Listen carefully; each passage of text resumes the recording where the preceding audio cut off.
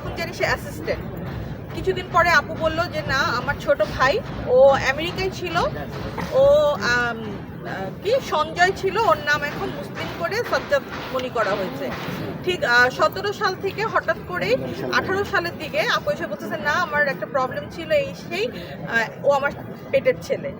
তো শুরু থেকে আপুর দিকে তাকে আমরা তো বুঝি অনেক কিছু, বুঝেও আপুকে সম্মানের জন্য ভালোবাসার কারণে আমরা কখনোই মুখ খুলি নাই, কিছুই বলি নাই। যে আমাদের কাছে মনে হচ্ছে এটা তার পার্সোনাল বিষয়, সে যদি কাউকে ভালো সন্তান ভেবে ভালো থাকে, একজন নিঃসঙ্গ মানুষ, একেবারেই নিঃসঙ্গ ছিল। আজকে হয়তো আমরা অনেক বড় বড় কথা বলছি, আসলে তো সে একা ছিল। তো আমরা মনে করছি যে ঠিক আছে, সে যদি ওই ছেলেকে রেখে সে হ্যাপি থাকে আলহামদুলিল্লাহ। তো যেটা দেখলাম যে মনি ছেলেটার মধ্যে একটা প্রবলেম, যে ও প্রচন্ড রকম মিথ্যা কথা বলে, ওর সব কিছু জুড়েই মিথ্যা। মিথ্যা ছাড়া এখন পর্যন্ত আমরা কিছুই পাইনি। আর রিসেন্ট তো পুরাই প্রমাণ হলো, সে যদি 1 লাখ টাকার কিছু কিনতো, সেখানে বলতো সেটা 5 লাখ টাকা। তো তার মিথ্যার জন্য কিন্তু সে আরো বেশি আজকে ফাঁসছে। আর আমাদের কাছে আরো কিছু তথ্য আছে, আমার কাছেও আছে, সেগুলা আমি আমার ভাইয়া ডিএতাব ভাইকে দিয়ে দিব। আরও কিছু দেওয়া হয়েছে, আমাদের যে কমিটি হয়েছে সেখানে তো দেওয়া হবেই। এবং রিপন আঙ্কেলও অনেক কিছু হয়তো এখন জানে।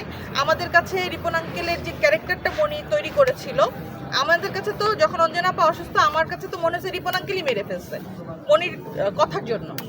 পরবর্তীতে তো বুঝলাম যে আসলে এই কাজটা কে করছে, এবং তার ড্রাইভার আরিফ, যার নাম নাকি মনির, এতদিন আমরা জানলাম, এত বছর ধরে জানছি যে আরিফ। এখন হঠাৎ করে শুনি তার ড্রাইভিং লাইসেন্সের সাথে তার ভোটার আইডির সাথে কোনো মিল নাই, তার নাম নাকি মনির। তো এই ছেলেটা আমার এখনো মনে আছে, যখন আমি আইসিইউর সামনে বসা, সে আমার আম্মার পাশে বসে বসে বলতেছে আর বেশি দিন না, 2-1 দিনের মধ্যে আমি দেশের বাইরে চলে যাব। তো বিষয়টা আমার ভালো লাগে না। এরকম অনেক পয়েন্ট আছে, অনেক কিছু আমরা ধরতে পারছি। আদাবরের বাড়ি তার নামে দিয়ে দিচ্ছে, হ্যান ত্যান। তো এগুলা যা যা আছে সব আমরা আমাদের মহোদয় ডিএতাব ভাই আছেন, ওনাকে আমরা তো দিয়েছি, আরও দিব। আরও কিছু প্রমাণ আজকে আমার হাতে আসছে। এবং ফোনের বিষয়টা বলি, এটা বিপ্লব ভাইকে শুধু একা না, আমার কাছে এই টাইপের 2টা ফোন আসছে।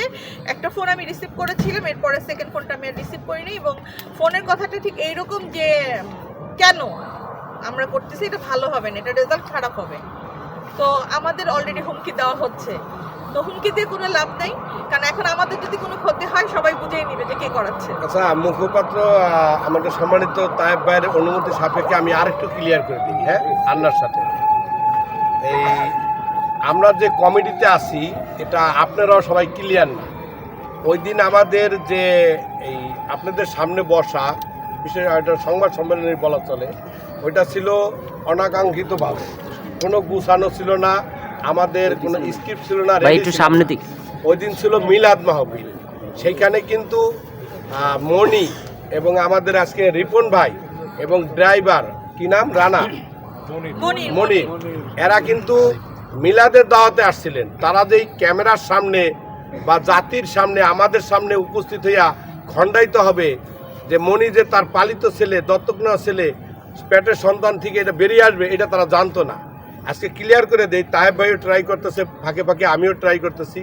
মনি কিন্তু 80 করে সেই বেদের মেয়ে জ্যোৎস্নার মতো ফাঁকি দিয়েছে। এখন তার মোবাইলটি অফ, নাম্বার 1।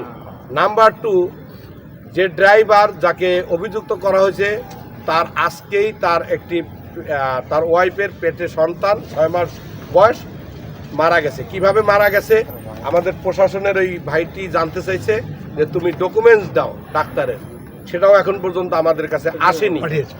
পাঠাইছে? তাহলে ওটা বোধহয় সত্য, ওটা আমরা চেক করব।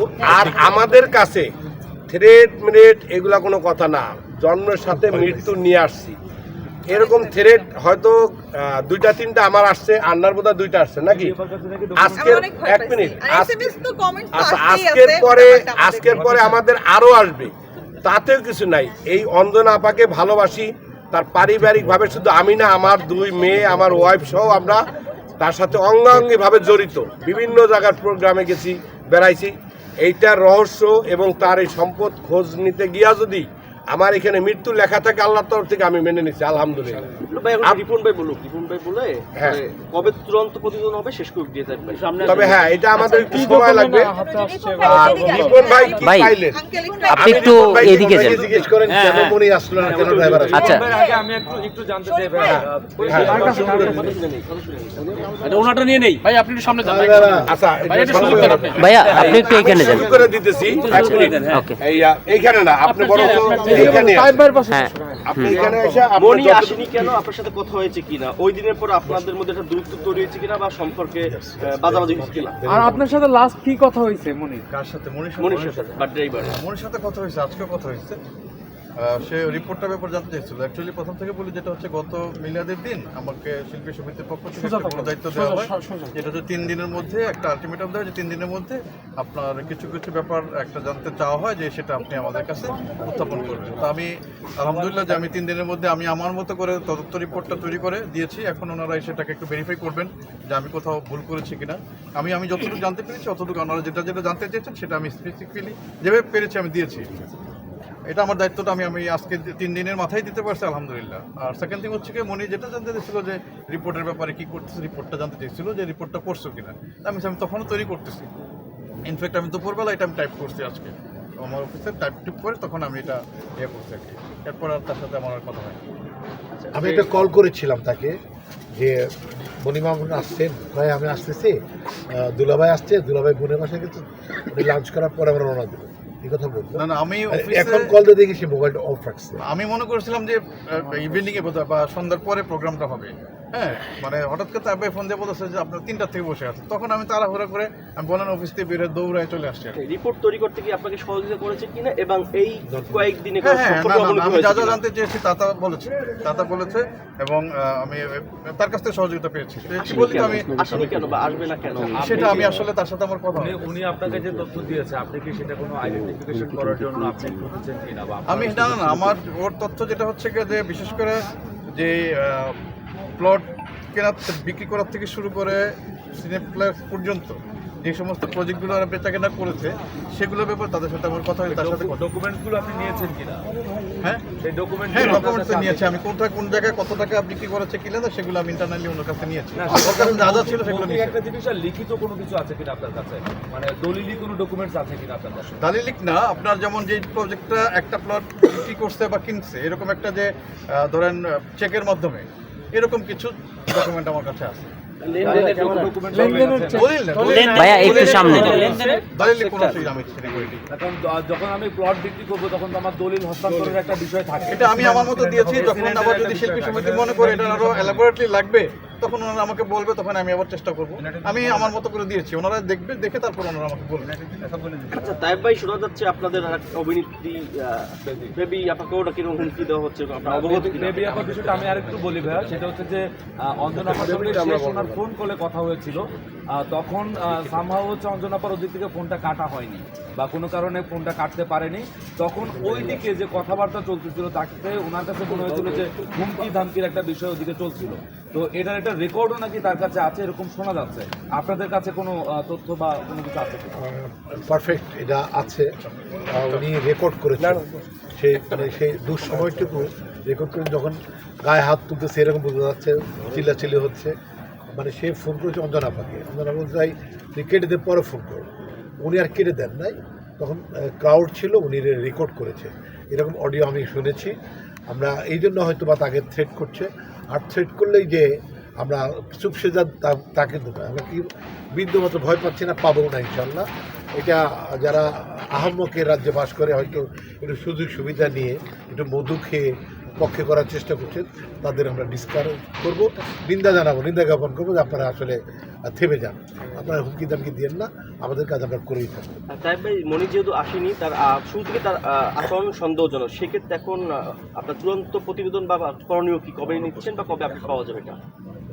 এটা আমরা অ্যাবসেন্ট দেখাবো তাকে যে সে কথা দিয়েও আসেনি, কারণ সামথিং হ্যাপেন হিয়ার, যে কথা দিয়ে কেন আসলো না, সে তার কেন পালিয়ে থাকা প্রয়োজন হলো, তাহলে তো আপনারা সবাই বুঝবেন, দেশবাসী অবশ্যই আসতো। হ্যাঁ, অনেস্ট হলে সে থাকতো। সে যেহেতু তার একটা ভয় আছে, হয়তো ভাবছে আমরা আটকে দেবো, আমরা এখনও আটকে দেবো, আটকে দিলে তো সেদিনই দিতাম। যতক্ষণ পর্যন্ত এটা মামলা দায়ের না হবে, প্রপার মামলা না করবে, ততক্ষণ তো আটকে পড়ে কোথায় রাখছে, পুলিশে দিতে হবে। পুলিশ দিলে তো পুলিশ মামলা চাবে, এই জন্য আমরা ওয়েট করছি। আমরা রিমান্ডের দায়িত্ব দিয়েছিলাম, রিমান্ডে ফেল করেছে, তাকে আনতে পারে নাই। আর যে ড্রাইভার সম্পর্কে বলতে চাই, ড্রাইভার আরিফ, যার নাম মনির, আরিফ নাম রেখেছে তারাই, যেহেতু মনির সাথে নাম মিলে যায়, নাম চেঞ্জ করেছে। আর আবার আমি বলি যে আরিফ কোনো ড্রাইভার নয়, কারণ ওনার 5 বছর যাবৎ কোনো গাড়ি নাই। আপনারা অনেকেই গাড়ির ড্রাইভারদের চালান, তো আপনারা দেখেন এক পাশে ঠিক মতো থাকতে চায় না বেতন না দিলে, আর সেই 5 বছর কেন রয়েছে? তাহলে মনে করতে হবে একটা সংঘবদ্ধ গ্যাং, মনি এবং আরিফ একটা সংঘবদ্ধ গ্যাং ওই কাজগুলো করেছে বলে আমরা ধারণা করতেছি। আচ্ছা, একটু আরেকটা বিষয় একটু বলতে চাই, সেটা হচ্ছে অনেকে প্রশ্ন তুলেছেন যে অঞ্জনাদির জন্য শিল্পী সমিতির ভূমিকা কি ছিল, চিকিৎসা, সেবা, দাফন, শেষ বিদায়। সেটি একটু আজকে আপনাদেরকে অবগত করছি যে আমরা দেখেন আজকে আমাদের শিল্পী সমিতির সাকসেস হচ্ছে যে আমাদের SM কামরুল আলম রিপন ভাই, অর্থাৎ অঞ্জনাদির যিনি জামাই রয়েছেন, মেয়ের জামাই, পালিত মেয়ের জামাই, তিনি যে রিপোর্টটি প্রদান করেছেন, সেখানে এই প্রতিবেদনে আমাদের শিল্পী সমিতির যে ভূমিকা সেটি তিনি উল্লেখ করেছেন। এটি আপনাদের জানার দরকার, কারণ অনেকেই বলে থাকেন শিল্পী সমিতিকে দিয়ে কী লাভ, এইসব সমিতি দিয়ে কি হবে। সেটার জবাব যদি দিতে চাই যে আপনারা জানেন যে তিনি অসুস্থ অবস্থায় 2টি হাসপাতালে চিকিৎসা নিয়েছেন, এবং দ্বিতীয় যে হাসপাতালে সেখানে তিনি ICUতে থাকা অবস্থায় পরলোক গমন করেছেন। এবং প্রথমে যে হাসপাতালে ছিলেন, তারপরে তাকে কিন্তু এখানে PG হাসপাতালে নিয়ে আসা হয়, সেখানেই কিন্তু তিনি শেষ নিঃশ্বাস ত্যাগ করেন। এখানে দেখেন প্রতিবেদনে এই জায়গাটুকু শুধু আপনাদেরকে ধরে দিতে চাই যে আসলে একটি সংগঠন এবং বাংলাদেশ চলচ্চিত্র শিল্পী সমিতির বর্তমান কার্যনির্বাহী পরিষদের ভূমিকা কি ছিল সেটি আপনারা প্রত্যক্ষভাবে দেখেছেন, শেষ বিদায়, মিলাদ, সবকিছু, কিন্তু পরোক্ষভাবে কি ছিল সেটি